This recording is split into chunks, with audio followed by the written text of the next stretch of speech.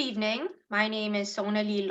I am a student enrolled in the Masters of Education Transformational Leadership course at Aspen University, and I am interviewing Ms. Colleen Padiachi for my Module 4 assignment. Colleen, please can you introduce yourself and tell me what type of experience you have with working with underprivileged students? Okay, good evening, Sona. Thanks for taking this time to interview me. Basically, let me just give you an introduction of myself. I'm a lecturer at a private institution called Stadio Faculty of Education, and I've been lecturing for 5 years now. I started doing a degree in foundation phase teaching, and that's where I have all my experience with underprivileged schools.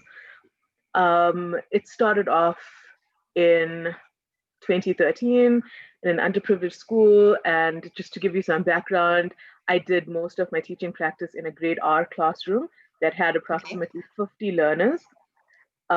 Most of them could not speak English, so there was a huge language barrier. The classroom was quite small, so in size, resources were low. Even the teachers at the school, some of them were not qualified as yet. So yeah, I'm not sure how in depth you want me to go, but just one question on that. Would you say that these learners, the schools, the area in which you were teaching, were they low socioeconomic income areas, or like? So the particular school that I'm speaking of, or that I mentioned, is a mix of different socioeconomic brackets. So you would have I would say it is a residential area that has a mix of different income families. So there are the higher income families, and then there are the lower income families, and some of the students even travel just to get to the school. So they would come from like town into that. So they would have to take a bus and then a taxi to get to the school. Okay. So yeah. This is a government funded school, right? Government funded school, yes. Okay. We say government funded school, but in terms of the funding, there really wasn't much. And even though it was government funding, the parents had to pay school fees. So they didn't always afford the school fees, and a lot of them didn't pay, but yeah, there were some parents that did pay as well. Okay, perfect. I'm just also going to give a little background about my teaching experience, because I've also had teaching practice during my 4 years of my degree, and I also taught in government funded schools. And like you said, the classrooms are barely resourced. There's no posters on the walls, there's no colored paper for art. It's basically just a chalkboard, a blackboard with chalk, and there's literally 48 to 55 learners in a classroom with no space for the teacher to walk in the middle of the class at all. And then I also had the opportunity of teaching at a private school for my grade R teaching practice, and that literally had about 12 children in it, and it was fully stocked. The teacher had a color printer. There was a whole closet full of resources used for art, and there was like a huge difference between the two. So I think in this interview we're going to talk about the disparities and the differences about socioeconomic classes and private schools and government funded schools. Yeah, sorry, just to touch on that, there is a huge difference between the public schools here, the government funded schools, and the private schools. That government funded school that I was talking about, the only kind of resources that you would get, like you mentioned, was the whiteboard. The chalkboard. They didn't have a whiteboard. And if the teacher made any resources. Yes. So you did get the dedicated teacher that went the extra mile, who would use their own money to create resources. But like in terms of manipulatives for mathematics and things like that, they were non-existent. And that's where we can really draw on why South Africa has such a low pass rate in mathematics, and why our quality of, especially in mathematics, is a huge problem. in South Yes. Africa. And then with the private school, I also had the opportunity to do teaching practice at a private school. And that was amazing. I mean, there was a smart board there. There were Yeah. loads of activities for the students to do. In terms of resources, there were things I've never seen before. You know, the school just went the extra mile, and it was just because they could afford it. And then you can see the types of opportunities that were provided to those students compared to those who were in a government-funded school.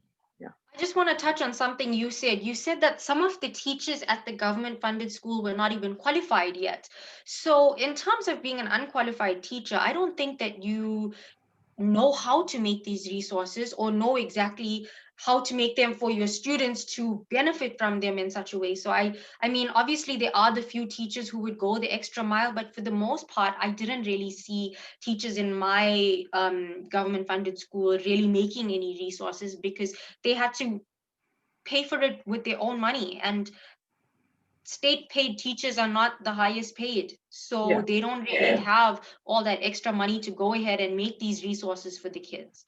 There's also Is generally low morale with the teachers in those kinds of schools. They frustrated, they underpaid, they overworked. It's really I agree. frustrating what they learn in college and trying to apply that to something that so you learn something when we talk about it in college or in university, we paint this beautiful perfect picture, and then they get to a government funded school and they're like, what is this? So I feel like And the sometimes we reality don't is you sufficiently. have 50 Yeah. kids in a class and you were never taught in college how to handle a class of that size because no class should have 50 learners in it for just one teacher. That, And here I we're mean, talking about without a teacher aide. This is yes, an yes, individual. So even the ratio of teacher to child is just insane. But that's the reality. yes. Is it fine if I go on to the first question? Yes. Okay, so the question is discuss the biases of labor market conditions in regards to educational attainment, income, and gender. Do you think education can combat or correct these biases? Why or why not? So before you go into it, I want to say, because I am actually speaking from personal experience, coming from a government funded high school and then moving into I want to say private, but it's not completely private. It's an ex-moral C. Um, they actually conducted an intensive interview on me before letting me into the school to find out, because they saw which school I was coming from, knowing that it's a government funded school. And they needed to ensure that I would be the right fit into their school and I would be able to make that jump into their school. So there was like a rigorous interview that needed to be done just to just to allow me into a private school. And I think sometimes in the workplace, with regards to the labor market, this is also the case where people look at your CV or your resume and they look at what school you attended and they kind of make assumptions about you, and they base that on what area you grew up in or which school you went to. So I think that there is inequalities, because if you went to a private or a good school, that is on your resume for the rest of your life, and the opportunities you get in the labor market thereafter is much better than a person who went to a government funded school in a rural or township area. What are your thoughts on that? So I'll get to that now, but something that came to mind, which I don't want to forget, is even if you think about Brandon, okay, the socioeconomic area that you live in has an effect on all Yes. those different levels. And so, with regards to the question that you asked about gender biases, etc., in a community, and I'm speaking generally, I might be stereotypical here, but in a community that is, not well educated, if you think about the older Yes. generation, they have these strange gender biases. So girls don't need to do well at school. They should leave school at a certain age to take care of their family, or Yes. they aren't given as many opportunities as males. And so I think with education, that would definitely combat that issue. Because if you look at how things are now, the more educated you are, the more you'll give resistance to that, and you won't just accept those kinds of gender biases, etc. So yeah, I think it's really important that we educate people against these stereotypes, because especially with gender here in South Africa, or I think it's around the world, even in India, it's different communities that feel, if you're a male, yes, okay, you can go further, you can do well at Yeah. maths, you can have all these opportunities. We'd rather send our son to university than our daughter. And Yes. so, yeah, I think with education, that would definitely help. And then just to touch on what you were saying, I also came from a government funded primary school. And I also had to go through that rigorous interview process with the principal, who asked me different questions like what I could bring to their school and could I add value, etc. Yeah. And I feel like my government primary school didn't sufficiently prepare me for what to expect when I get to a high school such as that one. Yes. I had a real culture shock. The standard of education was really different. So in my primary school, I was doing academically really well. I would take awards, etc. And once I got to the high school, it was a real shocker for me, because I didn't understand all the time what they were speaking about.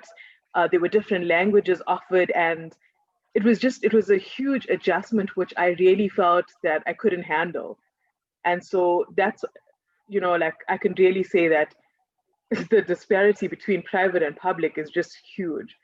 And if people I don't get that actually, opportunity, yeah, I want to agree with that because when I actually went into my high school, they wanted me to repeat a grade because that's how far academically I was behind everyone else, because the education differed and was not consistent in both these types of facilities or institutions. So it was so bad that I was being asked to be held back a year, which didn't happen, but they wanted it to because it was such a shock for me to be there, and the standard of education is completely different. yeah, So that in itself is the greatest inequality in our country, because not all our citizens can afford to pay for private education. Like most of our citizens in South Africa live below the poverty line.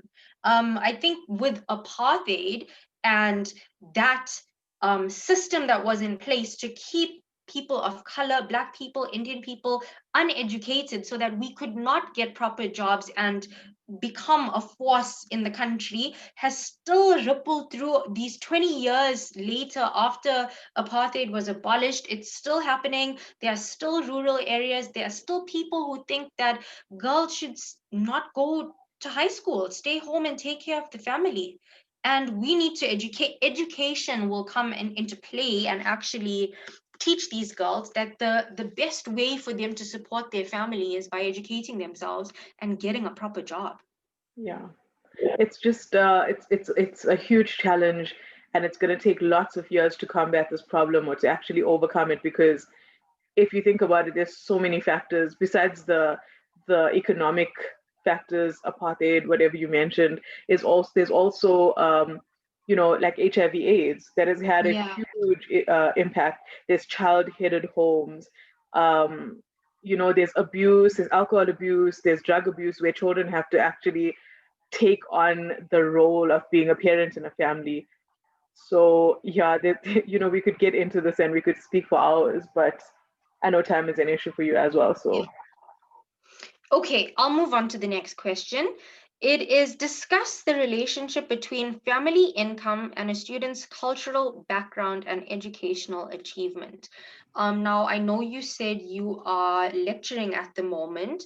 Maybe you can give me some insight on the students that you have at university right now, and if they come from different family income brackets, and how this affects them and their educational achievement and so okay, forth. so I like I mentioned, I lecture at a private institute. So when one says a private institute, you automatically get the idea that okay, these students have money, or they're probably from a higher socioeconomic area, etc. And that's Yes. what I thought, because that's the sort of idea you get. But once I started lecturing, I was really faced with what the reality is. And a lot of these students are, they're quite, not like to say poor, but finances are an issue for them. So some of Yeah. them are from rural areas. They have to travel, some of them travel like an hour just to get to college. Um, in terms of fees, some of them, their old grandparents are using like their grant or whatever they've saved up over the years just to put them through their education. So the pressure on these students is immense because they don't want to disappoint Yes. their grandparents. Bursaries in a private institute is very rare unless you are a very strong academic student. And a lot of our students could not get into the government funded universities. And so they aren't really academically strong. Not all, some of them. So academics is a problem, language barriers are an issue. Um, some of them, if you really get to speak to them, you'll hear that they haven't had a meal for a day, or their last meal was like 24 hours ago, but they use that money to get transport to get to campus. Um, because we are like, not, I wouldn't say fully online, but there's a lot of online components. So in terms of submitting your assignment, it has to be typed. Obviously, you have to do research online, etc. Because we do have a library, but as we all know, a lot of information comes from, the The internet, internet. etc. So these students, some of them don't have devices. They are typing and submitting assignments using a mobile phone. Oh my Um, gosh. the other kinds of pressures that they have are just, if you think about it, somebody who doesn't know where their fees are going to come from, the kind of anxiety that's on their mind, or somebody who hasn't eaten, they're sitting there in a classroom where some people are really fluent in English, and they have all the technology and they are well equipped and their answers are eloquent and they know what they're talking about. And you have the student who's maybe from a poverty stricken family, or, like a lower socioeconomic area. Yeah. They may not be clothed well, etc. And they're sitting there. I mean, their confidence is low. They don't really answer. A lot of them are confused. It causes them to fail. It's like a ripple effect. It's just, yeah, I've seen, even though I teach at a private institute, I've seen and I've really empathized with these students because they face a lot of pressure. They have a lot of anxiety. Some of them are even suicidal if they open up to you, just because they don't know what to do. Somebody has paid for them. They've found a sponsor. They've taken a student loan, and the pressure to pay this back and to do well is just immense on a student. Do you think it's the same for primary school students? Because you spoke about something not having a meal in that day. I know for primary school students, when I taught at government funded schools, they were actually feeding plans for these kids, and members of the community would make sandwiches because these kids come to school without having eaten dinner and breakfast. And how do you expect a child to pay attention to what you are saying in class when they are falling asleep because they haven't had adequate sleep, they haven't eaten?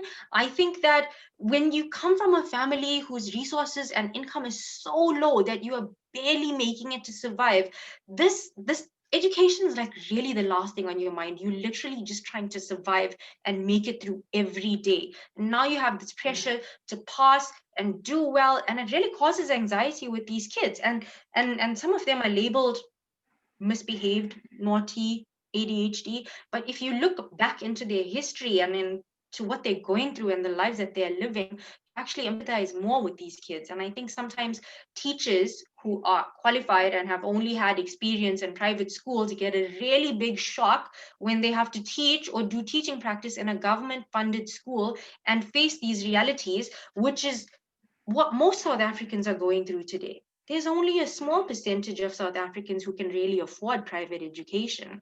The Definitely. rest of the country has to go to government funded schools, and these are the realities. But people don't really understand that until they set foot into a government funded school, really how bad it is.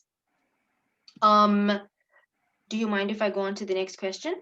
No, I don't. I just want to add something about, you mentioned about education's the last thing on maybe a parent's mind. I think that's what you were aiming at. And even if you look at parental involvement, because research shows that a parent that is more, a child that has an involved parent generally does better Better. academically. Yeah. And if you think about those schools, those government funded schools, or a parent who's just trying to, make ends meet, there is no parental involvement in terms of helping with homework. That parent is probably never there, or working so hard by the time they come home, they're quite tired, etc. So yeah, there's so many issues. But yeah, I just wanted to speak about parental involvement. But you can move on. Thank you. Okay. Okay, so this question is to you. Do you believe that education is the best means for creating a stable and equitable society? And do you think our current educational system is up for task? And then the last part is what changes would aid in this endeavor. So you can just start by telling me if you think education is the best means for creating a stable and equitable society. I think we agreed on this in an earlier question. We Yeah. did. We did. And I think education is something that, it's the one thing that nobody can take from you.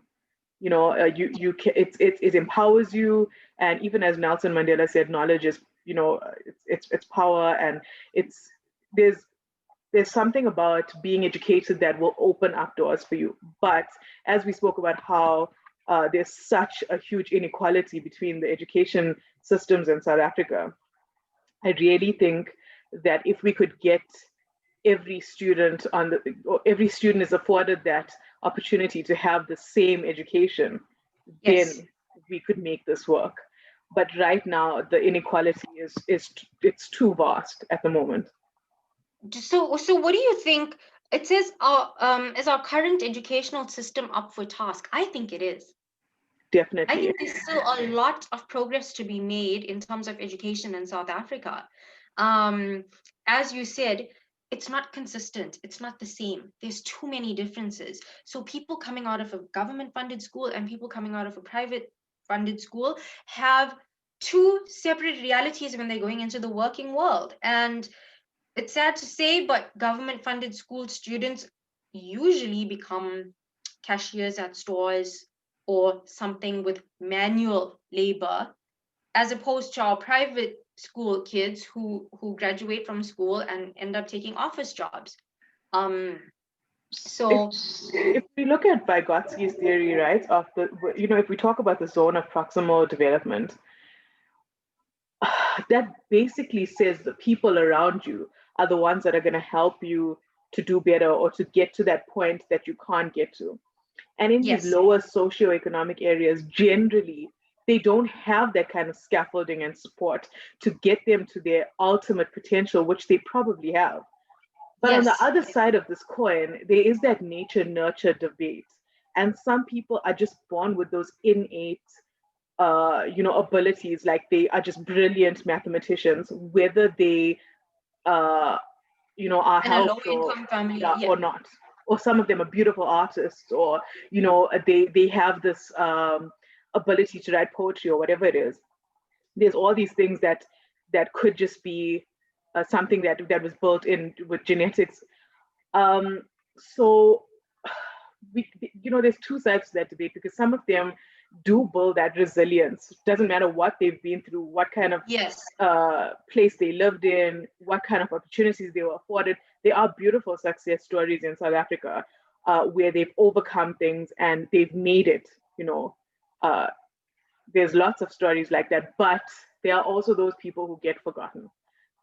yes. Those people that have those talents or those hidden talents or whatever, but they don't have the resilience, and they're broken down by people or by getting knocked down too many times and not having the opportunities. And yes, they do end up as cashiers, sadly, or doing a job that is not um, they're not able to showcase their real potential. Yeah, Yeah. agreed.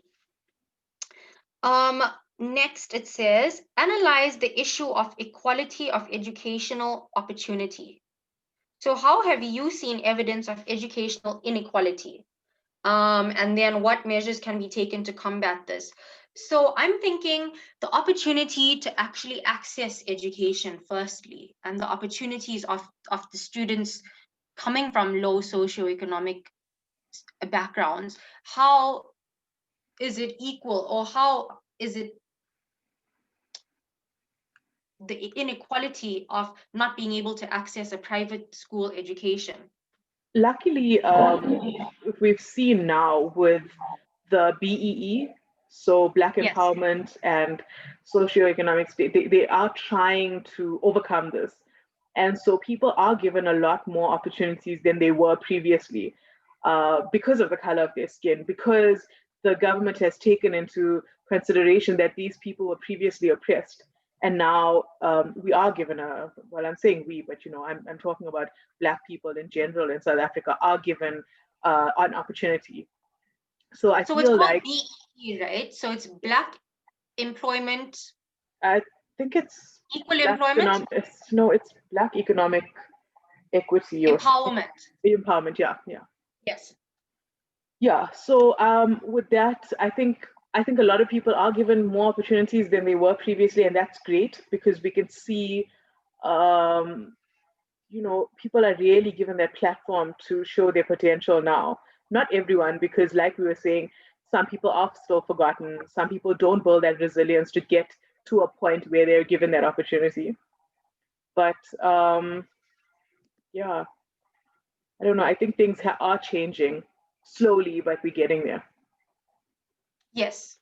And so this next question, we've discussed it already. It says identify inequalities between schools and school districts that contribute to inequality of educational opportunity. And I think we've been talking about this throughout this Yes. entire interview, so we don't really need to go into that. But the last question is discuss the pros and cons of full inclusion.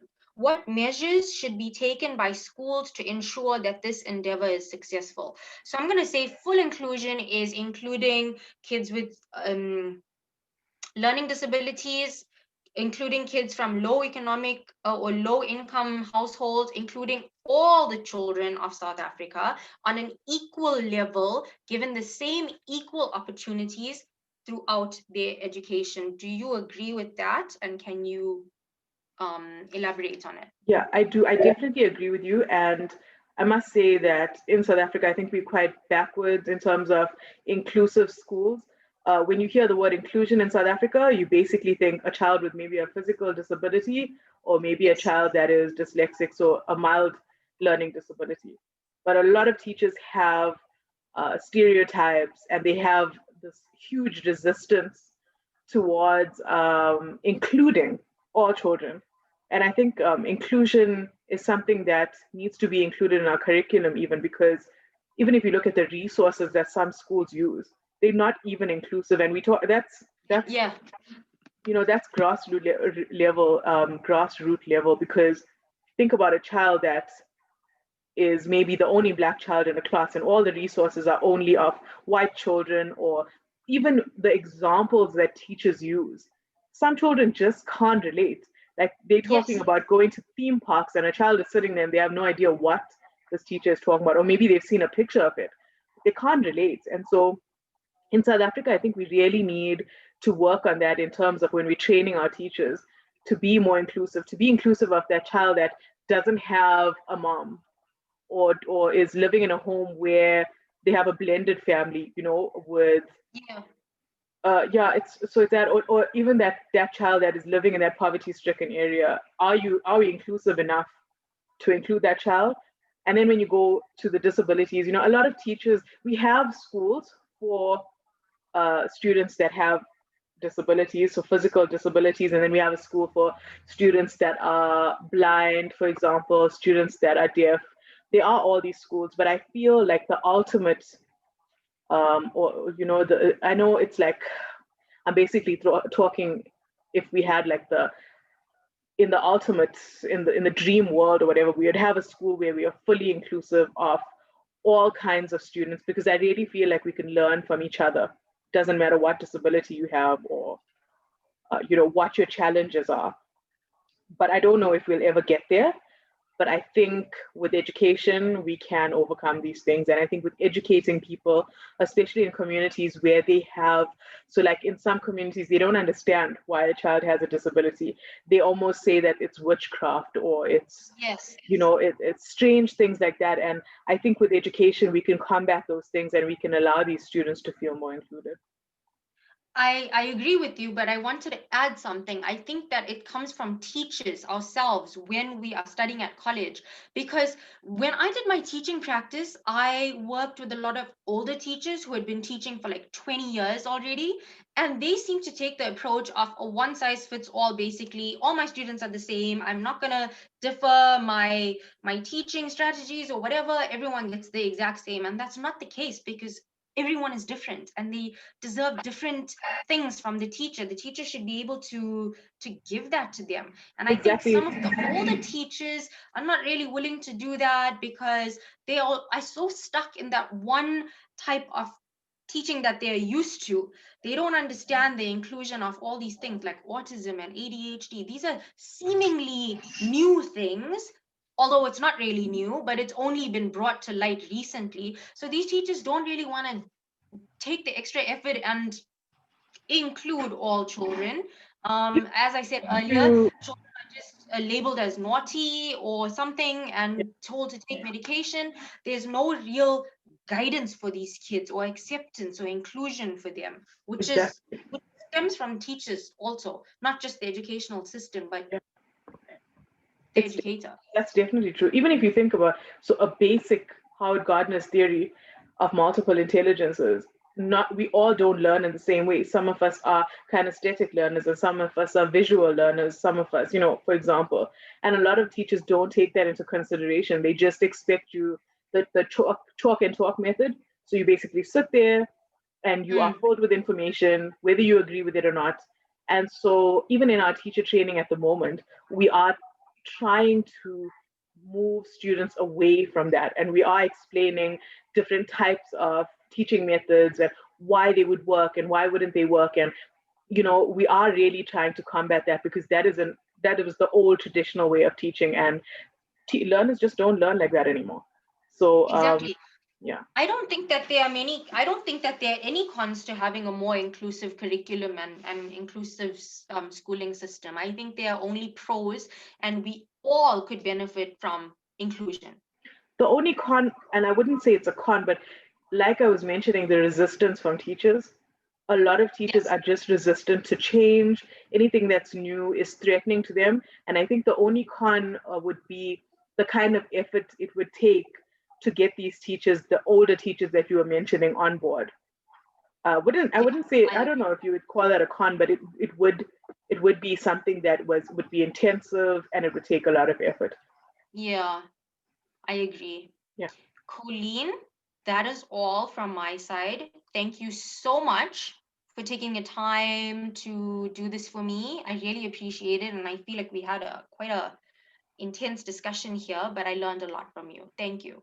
Yeah, this was amazing. I really enjoyed this conversation, and I think it was really an important one that needed to be had.